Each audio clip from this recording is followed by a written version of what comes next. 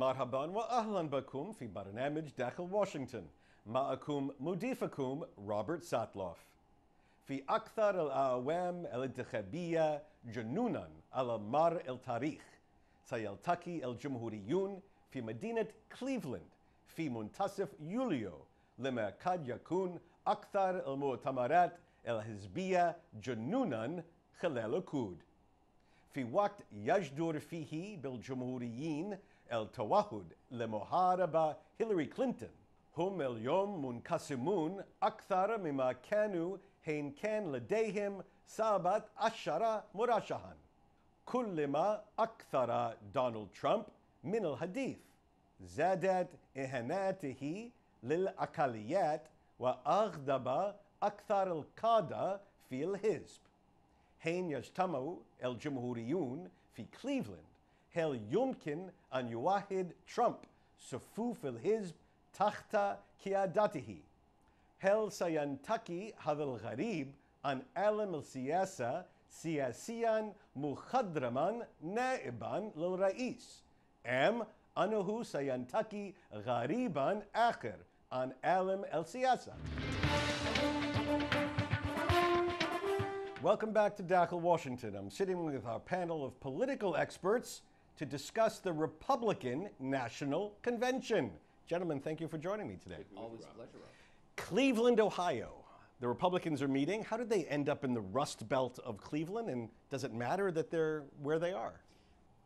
Cleveland was an obvious choice for them in the sense that parties try to pick conventions in states they want to woo.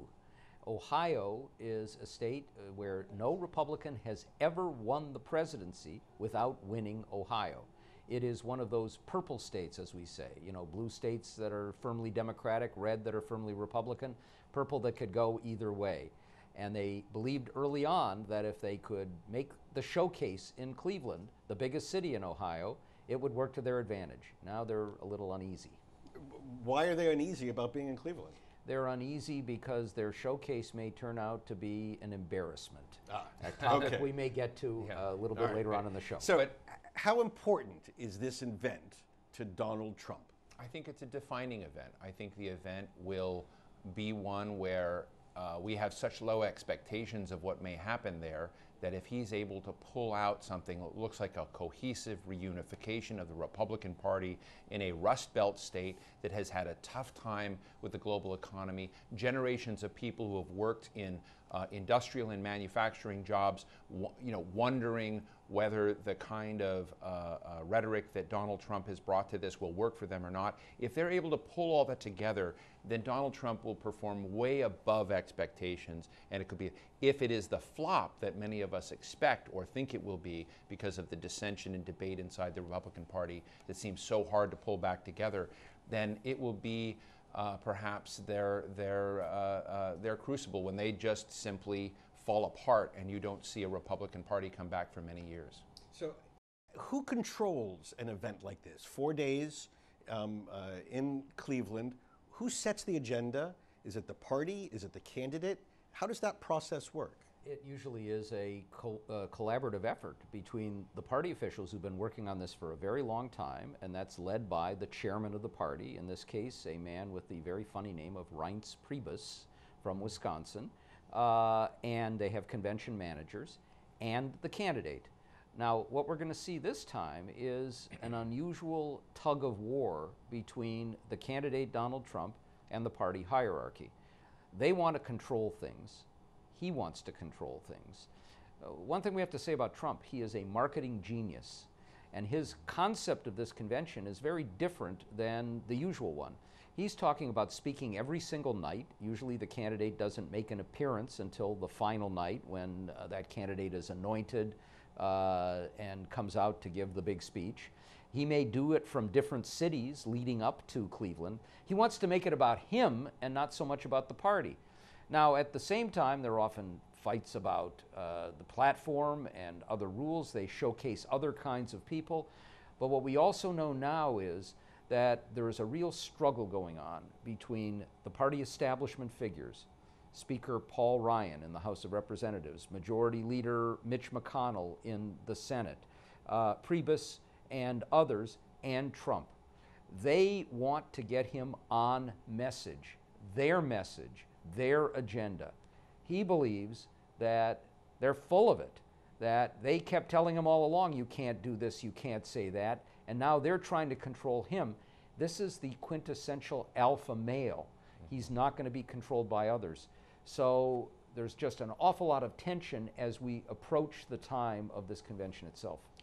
At the convention, what's going to happen in the tug of war that Norm has described so well, there'll be elements of debating the platform, and that's where you're going to see one struggle. But at the end of the day, those people who appear on stage and speak in front of it aren't going to appear on stage unless Donald Trump gives a green light to them appearing on stage. No one will appear on that stage unless Donald Trump wants them to appear on stage. Already, despite the dissension that we're hearing outside, the show is going to be controlled by Donald Trump, no matter what is going on among other party elders. I've been in contact with the Speaker office, the Speaker of the House of Representatives, Paul Ryan, and they're already beginning to send signals that this isn't going to be a great convention. And they're beginning to blame other factors, like the fact that the Cleveland Cavaliers, a U.S. basketball team with LeBron James, this famous basketball star, is refusing to give them the facility until a month before the convention as a way to say we really couldn't pull this off too well. So they're already beginning to lower expectations. But defining a great convention is in the eye of the beholder. If you're Donald Trump, a television personality with a successful reality show under your belt, what would make a great convention for you? Well, for me, if you were Donald Trump. Well, I think Donald Trump, with everyone coming up and talking about that this is the time for the disruption that Donald Trump represents, that he means that we're going to tear down the structural corruption of Washington. We're going to rebuild the place in a way that American citizens in Ohio, in Cleveland, Cincinnati, can understand that their government works for them, and that is going to be a workers' message that comes out, and that Donald, and it's going to sound anti-immigrant. It's going to sound as if he's going to use America first. It's going to be wrapped in flags and patriotism, but it's going to be a very nativist patriotism. That's what Donald Trump will see as a success, and you're going to have people holding their nose in the Republican Party, trying to bar themselves from the stench of what he thinks is a good convention. So we know that Donald Trump, through most of this campaign, has talked derisively about other candidates who've used teleprompters and about how that shows them as automatons and that he is speaking honestly off the cuff. But we've also seen that at least 3 times during the course of this campaign, for different reasons, Trump has used a teleprompter. He used it when he went to the APEC convention because he wanted to be sure that he didn't get off message in a way that would have been jarring to an audience that was very important to him. He did it again when he gave a major foreign policy speech. They wrote out because they wanted to show that he had a coherent foreign policy. I don't think the speech did quite that, but that's what he expected.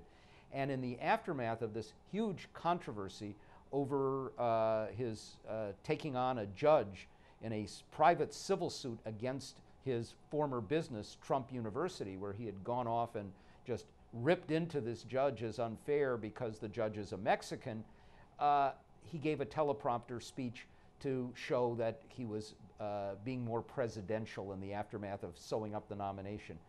The speech at the convention is always done with a teleprompter.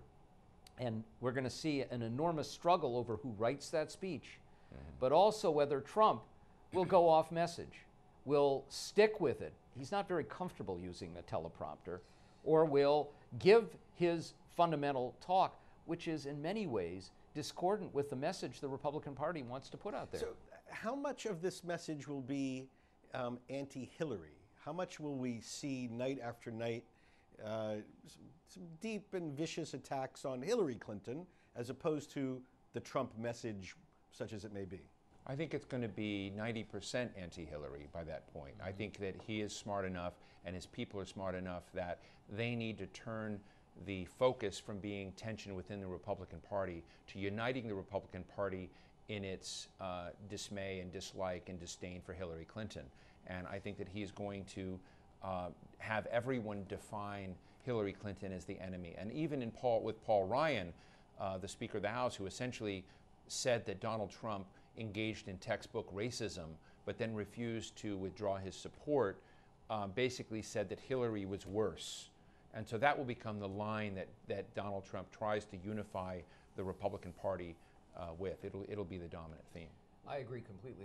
What we have to keep in mind is that the Republican platform is pro-free trade, wants to take on in a big way the big, as we call them, entitlement programs like Social Security and Medicare, believing that their growth is eating up too much of our economy, and wants to be a little bit softer on immigration because they want to appeal to Hispanic Americans.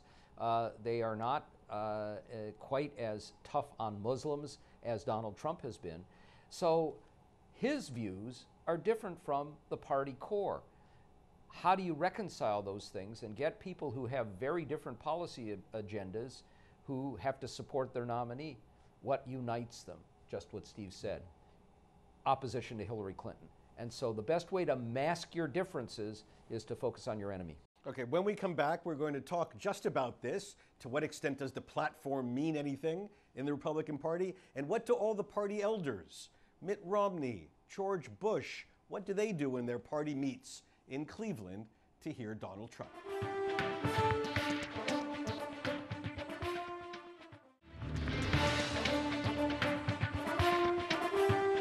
So, gentlemen, one of the most important questions that we will get answered either before or certainly at the convention is, who is Donald Trump's running mate?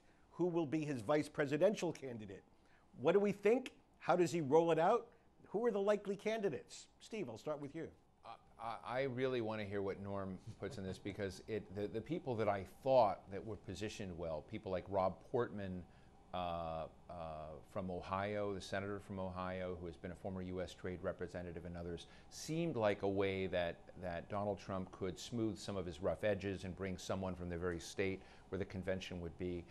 There have been other people that have been positioning themselves, like Bob Corker. Newt Gingrich has been saying, me, me, me. Each one of these gentlemen have come out and slammed Donald Trump recently on the racist comments about an American judge who happens to be descended from parents who came from Mexico. And so it's going to be interesting to see whether Donald Trump will bring someone on the ticket that has slammed him recently, and whether they will do that. So the true answer is I don't know, because everyone I thought may have just disqualified themselves in the last 7 days. Neither of you have mentioned any of the 16 other candidates that also ran for the Republican nomination, including several that come into this convention with sizable groups of delegates, such as Ted Cruz or Marco Rubio. Will they play a role in this convention? What role? And might Trump at some point turn to any of them to be his partner on the ticket?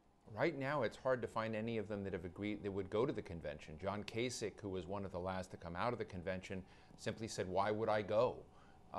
And I think things have become so bitter, so estranged in those relationships during that race, went down to such a nasty personal level, particularly over Ted Cruz's wife and allegations there, that I think it's hard for many of the candidates. When you think about Jeb Bush, you think about Ted Cruz, Marco Rubio, John Kasich, all of them detest Donald Trump and detest what's happening to the party.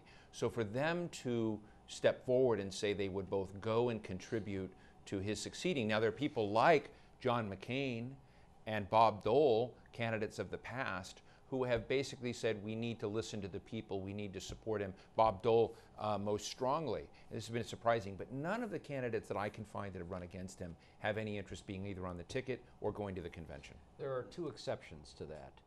Chris Christie, Yes, the governor of New Jersey, who has been very loyal to Trump, and actually it's been almost pathetic to watch them on the stage together, where Trump treats him like a junior associate, and you can see the discomfort with Christie, but he hasn't said a word. Christie wants to be Attorney General, but would love to be on the ticket. And Ben Carson, Dr. Yes. Ben Carson, the neurosurgeon who didn't do very well, but who has become a close advisor to Trump. It's possible that one of the two of them could be on the ticket. They will get prime speaking spots I don't think any of the others, Trump will not allow them to have prime speaking spots. And the way their rules work, unless you're over the threshold of a certain number of delegates, which none of the others are except for Cruz, you aren't even going to have your name put in nomination. Cruz will be able to speak, but Trump is not going to be happy about that. Yeah, I agree. And will any of the other candidates or any factions in the party try to have their voice heard through the party platform? And for the Republicans, does that matter at all? We're going to get some struggles over the platform. To be frank, they're going to be less visible than on the Democratic side, where they've talked about issues. They don't talk so much about issues on the Republican side. Trump has so little concern with most issues that I don't think he much cares what's in the platform, in part because of the fundamental reality. What's in the platform has little to do with what a president actually does when he or she is in office. So you don't want to have something that's embarrassing or completely discordant with you. And he will be very mindful of the immigration issue, for example, or even the trade issue. Most of the others, he just won't care very much. The real struggles on the Republican side may come outside the convention hall, where there'll be plenty of tumultuous demonstrations, rather than with things like the platform. So do you expect violence in Cleveland? Yes, I do. I think not only violence from Republicans and Democrats. I mean, I expect people across a lot of the political spectrum, whether it is dealing with the issues of inequality, of race, of the bigotry that he has brought into the national discourse, that you're going to find people, just as you do at rallies right now, who say some are going to be very defensive, protecting his interests, and others are going to come and say, we can't allow someone that many people have associated with authoritarianism, and even to someone like the rise of Hitler, to be brought into American politics. And I think you're going to see many liberals and progressives engage in violent acts to try and prevent that from happening. So, one of the things that happens now is that outside groups and extreme groups are looking for showcases. Right. And they know that there are going to be cameras everywhere. So you're going to see white supremacist groups coming because they want to associate themselves with Trump, even if he doesn't particularly want to be associated with them. And they'll be ready to fight with groups on the left, like Black Lives Matter. And we saw a few weeks ago in San Jose, California, a bunch of people from the left came to demonstrate at a Trump rally. The San Jose police were ineffective. There was violence. It didn't reach an epic proportion, but it was really bad. And the Cleveland police are not known for their ability to deal with disruptions. So, it's going to look really bad, I'm afraid. So what worries me is that in the days preceding, whenever Donald Trump finally appears on that stage in Cleveland, he may do what Norm said, is he may appear in city versus city and do this kind of crawl to the Cleveland convention. And he has a way of animating this violence. He has a way of empowering it and essentially saying, okay, and that's what they deserved, or that's what, something may have happened elsewhere in this. And by doing that, you're almost certain to get an explosion. So ultimately, can Trump win by doubling down on his core voters, essentially angry white people, or does he need to expand to some proportion of people outside that core constituency? And will this convention represent reinvesting in that core or spreading out even a bit beyond that core? This is the challenge that the more pragmatic party leaders, the Reince Priebus's and Paul Ryans of the world, are taking on and trying to get him to soften his tone so that he doesn't alienate quite so many people. You can still win an election in America by relying on white votes, but he has to do better among white voters than Mitt Romney did 4 years ago. And actually the challenge for him now, even among white voters, is Trump is doing extremely well with the more poorly educated working class white voters. He is not doing well, especially with educated white women who are turned off by a lot of his rhetoric. And certainly he's done nothing to appeal to more Hispanic Americans, Muslim Americans, Asian Americans, or African Americans. If he doesn't find a way, and the convention is one of his hopes and one of their hopes at moving away from alienating people, then his uphill climb to the White House gets more steep. Last word, Steve? He can win. He's got sizzle, he's exciting, and he's running against someone, Hillary Clinton, who many people are apathetic about and find hard to support in the sense that they look at her as the queen returning to the castle that she used to run. They look at her as being all establishment. And whether or not Donald Trump is a racist and bigot and animating these very dark sides of American politics, he looks like someone who will tear this place down, and that appeals to a lot of Americans from all stripes. Okay, when we come back after the convention, we'll see exactly what happened and whether Trump did what you guys say he's going to do. Thank you very much for joining us on Dakhel, Washington.